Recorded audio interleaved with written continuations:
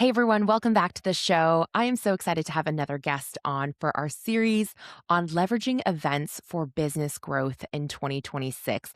And today we are joined by Marty McDonald. Marty, so happy you're here. Oh, I'm so excited to be here and to be in this conversation with you. Now, those of you new to Marty, Marty McDonald is a USA Today bestseller. We were actually just talking about how her amazing, beautiful shirt in a bright green. If you're watching this on YouTube, you'll know what I'm talking about. Matches her book well. But she's a USA Today bestselling author of Audacious, who turned her corporate career into a platform built on leadership, storytelling, and big possibility. She's also the founder of Boss Women Media and Elle Olivia, and she teaches people how to make the ask and build the life they actually want. And I feel like that sentence, that last piece really sums up our case study today, like how to make the ask, because it was a bold, audacious ask that Marty made that really made a lot of things possible for both her career and Boss Women Media in specific. So this case study is really centered on how Marty turned a cold pitch to Sugarfina's CEO into a national brand expansion with a beta series of 5 co-branded events that eventually led to a 22,000 person event that absolutely blows my mind. Marty, I have so many questions for you, but before we jump into the details of this case study today, we would love to hear your Cubicle to CEO story. What was that catalyst that launched you into full-time entrepreneurship? Yeah, absolutely. So, my story is not different than many other folks, right? I was sitting in corporate America. I'm a first college gen graduate. I went to corporate America because somebody told me that was the right thing to do. And that's how you go create wealth for your family. And so, while I was sitting there, most of the time, the only Black woman who would be sitting at my company or in my department, I was tired of feeling alone. I was tired of not being able to show up authentically as myself. I was tired of assimilating to what everyone else believes success looked like. And so on December 1st, 2017 was my last day sitting in corporate America. My background was 11 years in corporate America. My background's brand marketing. I went to school and got my MBA. I did all of the things they told me to go do, but I wasn't fulfilled. I didn't feel like my strengths were being utilized. And ultimately, I didn't see myself. And seeing yourself in spaces and places, I think, is the most critical thing in knowing that it's possible for you. And so I exited and decided I'm going to go create a media company. This media company called Boss Women Media. And we would tell the stories of women from entrepreneurship to corporate leadership to maybe a little bit of both in between. And that's exactly what I went and did. That's amazing. For today's case study, the context around this was at the time, right? Boss Woman Media was hosting local brunches. It was just getting off the ground. And you came across this research paper or article. I'm not sure it was a Nielsen research piece titled Black Girl Magic is Real.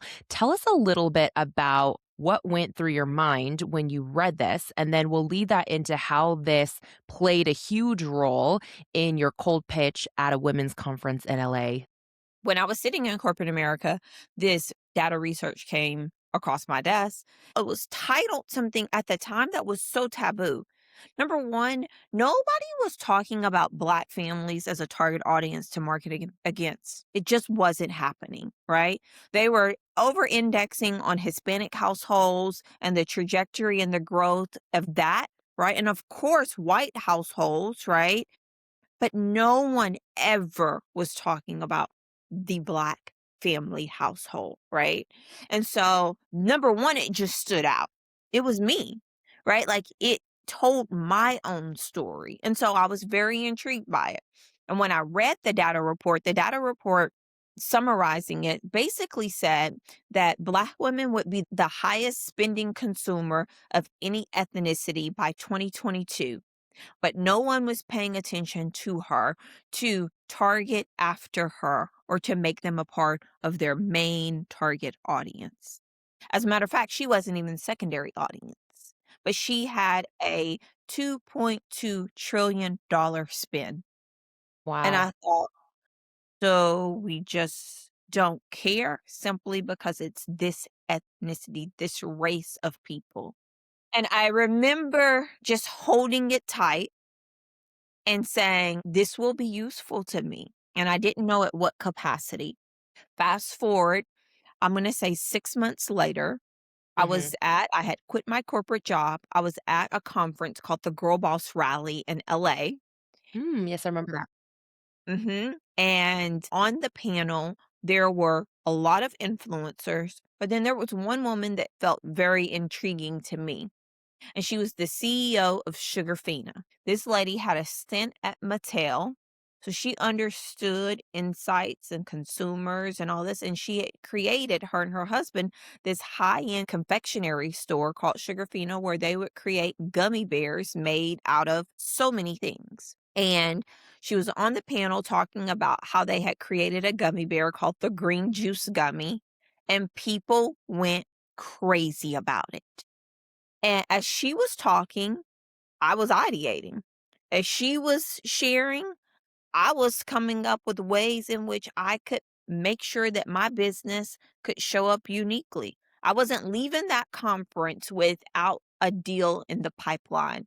I didn't know Mm. what that deal was going to be, but I knew I was going to leave there with something. So I say all that to say there was a lot of energy behind what I was bringing. It wasn't just the information, it was the sureness, it was the confidence, it was the determination, right? It was to see it before you believe it. And I went up to her at the end of the panel. Nobody was checking for her. Let me tell you why. Because she wasn't the influencer. Nobody knew her name. Her picture on Instagram wouldn't have meant anything. But I thought if she created a green juice gummy, she should create a gummy bear called the Black Girl Magic Gummy. And if Mm. she created that gummy bear, I could bring Black women to her stores and we could infiltrate her stores with an incredible experience based off of this data that I have. I bet she doesn't even have these Black women as a part of her target audience. So let me find a way on which I can bring them to her stores. That's genius. I love that you just kind of held that data, like you said, in your head, and you're like, "I don't know where I'm going to use this or how it's gonna come up, but I'm gonna hold it there, and I'm ready when the opportunity presents itself." And by the way, I agree with you, Marty. I think a lot of times I've been to a lot of conferences, right? I've spoken at them, I've attended them, and you're right. A lot of times after a speaker or a group of speakers exit the stage, the attention is often, focused on the people who are most famous on social media or in real life or whatever it might be, and a lot of very influential people are often overlooked because of that. And so I think it was so smart that you saw that opportunity to really grab somebody's attention who wasn't being swarmed by people.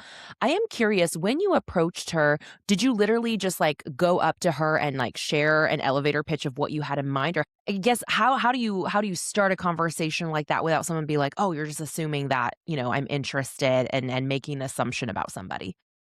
The approach that I took with her in starting the conversation was really I have to capture her attention first. And I gotta capture her attention in a way that allows her to see really quickly that I could potentially add unique value to her that she has not thought about. So I asked her a question I knew she would say no to. I knew that she would not know the answer to and frankly would make her a little uncomfortable.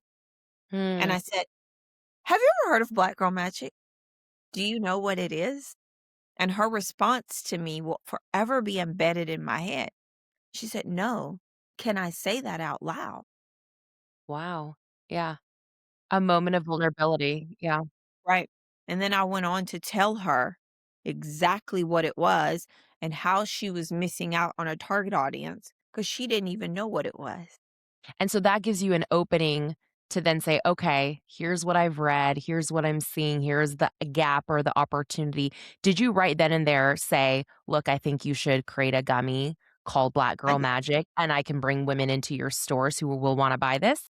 That's exactly what happened. I said, "Black Girl Magic is a rallying call, is the buying power and behavior of Black women. And did you know that they had a $2.2 trillion spend that brands were not paying attention to?" Then, of course, I got her attention. I said, "I bet Black women aren't even a part of your secondary audience." Now I could have insulted her, or she could be like, "You're right." And then I didn't even allow her to react. I just said, "We should create a gummy bear called the Black Girl Magic Gummy. And I have a community of women that I could bring to your stores, and we could create an experience around it called the Black Girl Magic Tour." I don't even what? I didn't have a community of women. I just knew that if she could say yes, this would be my ticket from me being a local brand, and I would become a national brand this way, right? And so she said, "Send me an email, contact at Sugarfina." And I was like, "Okay, that sounds like the junk email, but you know what? I'm going to send her the pitch deck that changes everything for me."